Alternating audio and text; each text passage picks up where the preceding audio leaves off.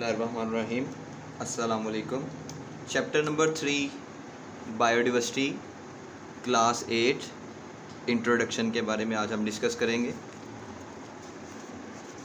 सबसे पहले बायोडाइवर्सिटी के बारे में देख लेते हैं, बायोडाइवर्सिटी क्या होती है, और फिर हम मज़ीद इसके इंट्रोडक्शन के बारे में डिस्कस करें। बायोडाइवर्सिटी, जो बायोडाइवर्सिटी है इसका क्या मतलब होता है वो देख लेते हैं। बायो का मतलब होता है लाइफ, और लाइफ किसकी है? लिविंग ऑर्गेनिज्म की, लिविंग ऑर्गेनिज्म। डाइवर्सिटी हम बोलते हैं वैरायटी को। जो वैरायटी है लिविंग ऑर्गेनिज्म की उसे हम बायोडाइवर्सिटी बोलते हैं। अब पूरी दुनिया में बहुत से लिविंग ऑर्गेनिज्म मौजूद हैं, मुख्तलिफ स्पीशीज़ के लिविंग ऑर्गेनिज्म मौजूद हैं। तो बेसिकली उनकी जो स्टडी है वो बायोडाइवर्सिटी में इंक्लूड हो। मज़ीद आगे हम इसके बारे में इंट्रोड करेंगे। बस थोड़ा सा हमें आइडिया हो गया कि बायोडाइवर्सिटी क्या है। ये लिविंग ऑर्गेनिज्म की वैरायटी है और डिफरेंट स्पीशीज़ मौजूद हैं दुनिया में, तो इनकी स्टडी बायोडाइवर्सिटी कहलाती है। About 10 million kind of organism inhabit the earth. तकरीबन 10 मिलियन, 1 मिलियन तकरीबन 1 लाख के इक्वल होता है। 1 मिलियन जो है वो 10 लाख के इक्वल होता है, और 10 मिलियन 1 करोड़ के इक्वल हो।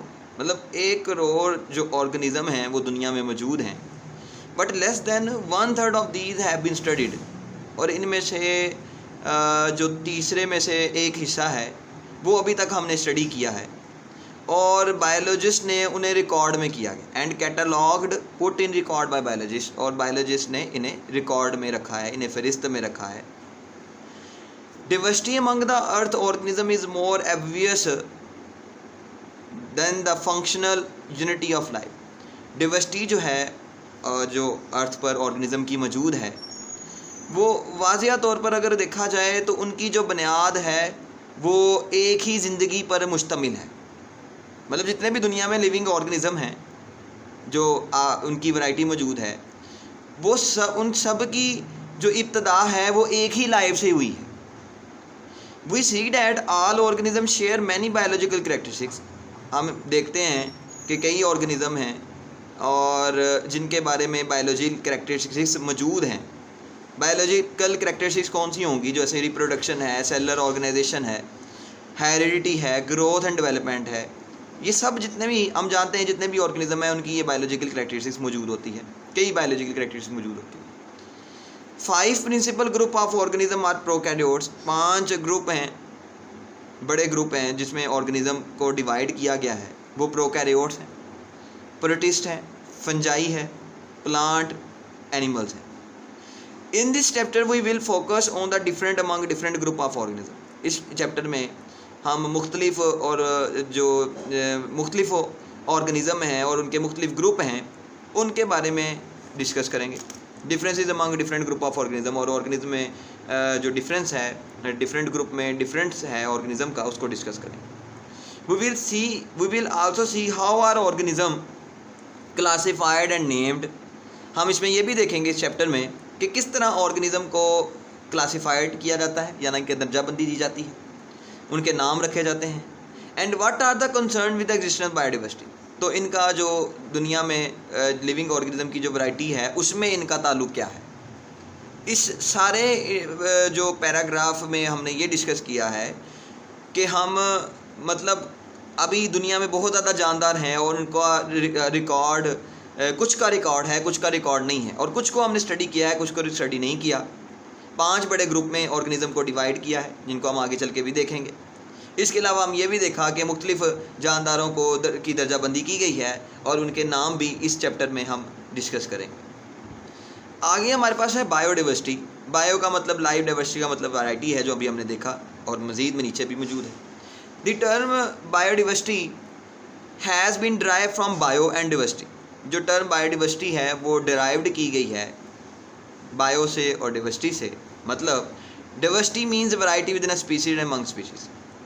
डाइवर्सिटी का मतलब होता है वैरायटी स्पीशीज़ में और उन स्पीशीज़ के दरमियान में। Biodiversity is a measure of the variety of organism present different organism ecosystem. Biodiversity हमें ये प्रोवाइड करती है कि मुख्तलिफ इकोसिस्टम में कौन से जानदार मौजूद हैं।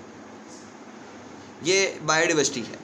बायोडाइवर्सिटी के ज़रिए मतलब मुख्तलिफ इकोसिस्टम हैं दुनिया में, और हर इकोसिस्टम में मुख्तलिफ किस्म के जानदार मौजूद हैं।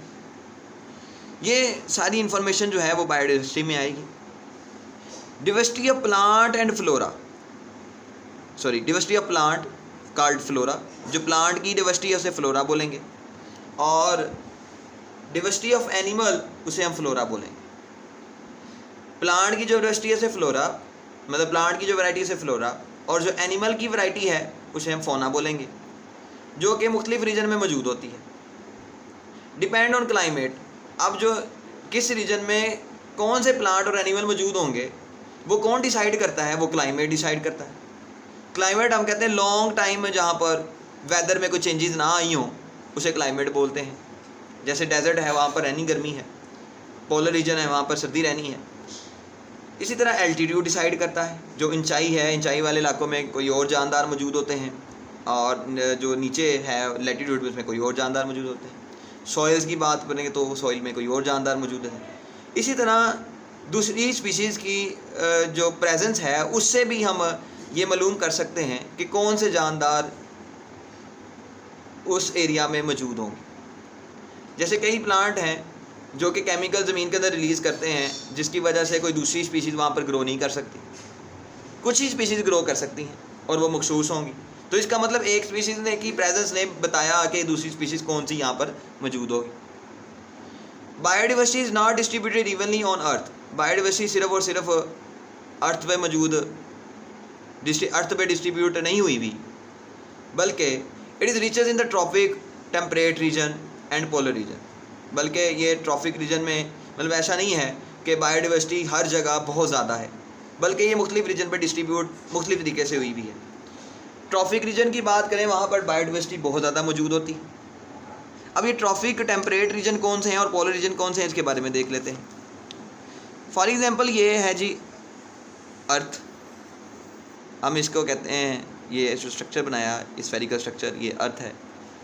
अर्थ का जो सेंट्रल पोर्शन है, सेंट्रल लाइन है, उसे हम बोलते हैं इक्वेटर, उसे बोलते हैं इक्वेटर। इक्वेटर के दोनों साइड पर, ऊपर और नीचे वाली साइड पर जो रीजन है उसे बोला जाता है ट्रॉपिकल रीजन।